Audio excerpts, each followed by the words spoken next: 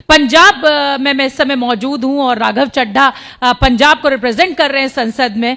4 महीने से ज्यादा का वक्त बीत चुका है, क्या बदला पंजाब में? अगर मैं कहूं कि आप पॉइंटर फॉर्म में मुझे बता दीजिए। मैं पूरे पॉइंटर फॉर्म लाया हूं, मैं एक एक करके आपको बता दूंगा। पूरा शिखर सम्मेलन इसी में मत निकाल दीजिएगा। देखिए, पहली चीज तो यह है कि पंजाब के अंदर एक ईमानदार सरकार आई और भ्रष्टाचार जो दीमक की तरह पंजाब को खा रहा था उस पर लगाम लगाई गई। सबसे पहले हमने एक एंटी करप्शन हेल्पलाइन लॉन्च करी, ठीक है, जिसमें 55 से ज्यादा लोगों की गिरफ्तारियां हुई, दर्जनों एफआईआर दर्ज हुई और आज पेटी करप्शन जो निचले स्तर का जो भ्रष्टाचार होता है उसकी रोकथाम हुई है, वो समाप्त हुआ है। इसके साथ साथ एक इतना बड़ा मैसेज सरकार ने दिया अपने ही एक मंत्री को, जो कहीं ना कहीं भ्रष्टाचार के जिनके सबूत विपक्ष के पास नहीं आए, मीडिया के पास नहीं आए, पंजाब के मुख्यमंत्री भगवंत मान साहब के पास आए और मान साहब ने 1 मिनट नहीं लगाया, उस मंत्री को बर्खास्त किया, जेल में भेजा। साफ है मैसेज साफ है कि भ्रष्टाचार बर्दाश्त नहीं किया जाएगा।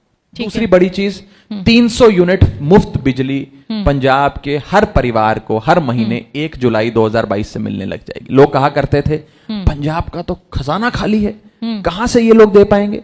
आम आदमी पार्टी का वादा था, केजरीवाल की पहली गारंटी थी, हमने वो वादा पूरा किया। ठीक है। 75 मोहल्ला क्लिनिक, हमारे जो flagship primary health care centres होता है, जिसके अंदर छोटा इलाज, छोटे ट्रीटमेंट्स होते हैं, जिसके लिए आपको मीलों दूर किसी बड़े अस्पताल में जाने की जरूरत नहीं है। अब वो आपके पिंडों तक, आपके जिलों तक, आपके हलकों तक पहुंचेगा। और 75 मोहल्ला क्लिनिक की शुरुआत 15 अगस्त को भारत देश की 75वीं आजादी दिवस पे सोच समझ कर दावा कीजिएगा, क्योंकि अब आपके बाद विपक्ष के नेता भी इसी मंच पर, इसी कुर्सी पर बैठेंगे। बिल्कुल आए, मैं ये जो दावे आप इस समय कर रहे हैं उनको परखा जाएगा, उनको नापा तोला जाएगा। 100% किया जाए। शिक्षा माफिया पे लगाम लगाई गई, शिक्षा माफिया पे लगाम लगाई गई और कहा गया कि कोई भी प्राइवेट स्कूल अपनी मनमानी से फीस नहीं बढ़ाएगा, उनकी फीस पे रोक लगाई गई। और कहा जाता था यहां सिर्फ यूनिफॉर्म खरीदो, यहां सिर्फ किताबें खरीदो, उस पर रोक लगा गई। उसके बाद लॉ एंड ऑर्डर, जिसपे काफी सवालिया निशान विपक्ष भी खड़ा करता है। आज अगर पंजाब के अंदर लॉ एंड ऑर्डर की स्थिति खराब थी जब हमारी सरकार बनी, तो ये कोई भगवंत मान, अरविंद केजरीवाल या राघव चड्ढा ने तो खराब करी नहीं, हमने ये चीजें इनहेरिट करी हैं। ये विरासत में हमें ये सारी सरकारें, सारी पार्टियां देकर गई हैं। ये जो गैंगस्टर घूमते हैं आए दिन पंजाब में, ये कोई भगवंत मान, अरविंद केजरीवाल, राघव चड्ढा तो अपने साथ लाए नहीं। आप इतना बड़ा दावा कर रहे हैं, खुलेआम सिद्धू मूसेवाला को गोली मार दी। मैं उस पे आ रहा हूं, आप कातिलों तक इतने लंबे इंतजार के बाद पहुंच पाते हैं और आप कह रहे हैं कि आपकी कानून व्यवस्था एकदम परफेक्ट। मैं उस पे आ रहा हूं। कानून व्यवस्था परफेक्ट नहीं है, कानून व्यवस्था को परफेक्ट बनाना है और बनाएंगे। आज से पहले ये जितने भी गैंगस्टर्स थे, इनके आका, इनके गॉडफादर, इनको संरक्षण देने वाले, आशीर्वाद देने वाले लोग सरकार में बैठा करते थे। तो इसीलिए गैंगस्टरों पे बिल्कुल पकड़े जाएंगे। इसीलिए मैं आ रहा हूं, इसीलिए गैंगस्टरों पे कार्रवाई नहीं होती थी। आज चाहे पटियाला में हुए वायलेंस की बात हो, 24 घंटे के अंदर जिन लोगों ने वो वायलेंस किया था, सांप्रदायिक दंगे भड़काने की कोशिश करी थी, मास्टरमाइंड भी, करने वाले भी 24 घंटे के भीतर जेल के अंदर थे। गॉडफादर आज नहीं, कई सारे गॉडफादर हैं, एक एक करके पकड़ेंगे कौन लोग मुख्तार अंसारी को यहाँ लाते हैं। दलों में है वो गॉडफादर या समाज का हिस्सा है? बिल्कुल राजनीतिक दलों में है। ये किसने पैदा करे गैंग? कौन सी पार्टी है? कौन से नेता है?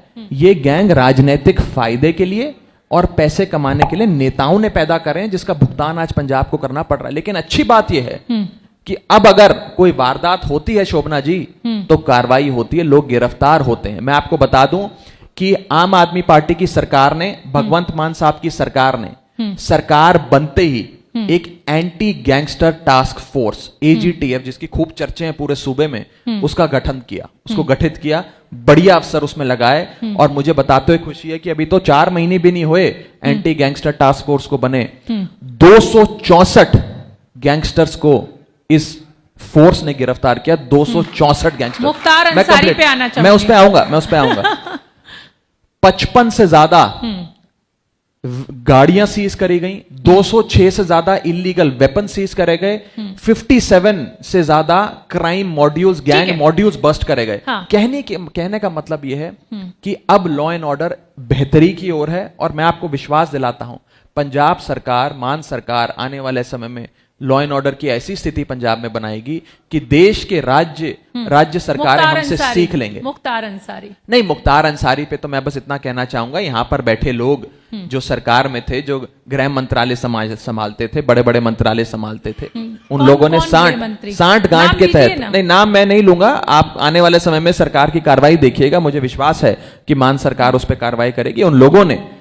मुख्तार अंसारी जैसे गैंगस्टर्स को संरक्षण देने के लिए उन्हें उत्तर प्रदेश और अन्य सूबों की जेल से पंजाब की जेल में बुलाकर वीआईपी ट्रीटमेंट दिया। और आपको पता है पहला काम हमारी सरकार ने क्या किया? हमारे जेल मंत्री ने, नाम लीजिए ना राघव जी, हमारे जेल मंत्री, युवा नेता है, उम्मीद है देश को आपसे, कार्रवाई होगी। युवा जो है वो बिंदास होते हैं, नहीं बिंदास, जैसे जैसे उम्र बढ़ती जाती है वैसे वैसे आदमी डिप्लोमेटिक होता जाता है। नहीं, मैं जिम्मेदार शख्स हूं, मैं कोई हल्की बात नहीं कहना चाहता, मैं नहीं चाहता कि मेरे बात के कई मतलब निकाले जाएं, लेकिन कार्रवाई होगी, कार्रवाई आप अपनी आंखों से देखेंगे, और कौन वो नेता है उनका चेहरा आप अपने चैनल पे गोल करके दिखाएंगे आने वाले समय। जांच शुरू नहीं हुई है, कुछ कागजों पे देखने को नहीं मिल रहा है, कोई मुकदमा दर्ज नहीं हुआ है उन सो कॉल्ड बड़े लोगों के खिलाफ, कैसे मैं आपको विश्वास करूं? जेल मंत्री आएंगे अभी आपके मंच पे, मुझे उम्मीद है आप उनसे पूछिएगा कितनी कार्रवाई चल रही है। पर मैं एक चीज बता दूं, क्योंकि जेल्स की बात हो रही है, ठीक है, पंजाब के जेल्स शोभना जी गैंगस्टर्स के लिए और कैदियों के लिए सेफ हेवन माने जाते थे, स्वर्ग माने जाते थे। विधानसभा में आपके मंत्री ने जिक्र किया, बिल्कुल, यहाँ पर मुख्तार अंसारी के विषय में बिल्कुल किया, और यहाँ पर अभी तक जांच शुरू नहीं हुई। नहीं, आपको ऐसा क्यों लगता है जांच शुरू नहीं? अच्छा, मतलब अंदर अंदर चल रही है जो हमें नहीं बताई जा रही है। बहुत जल्द आपको पता लगेगा, लेकिन मैं आपको बता दूं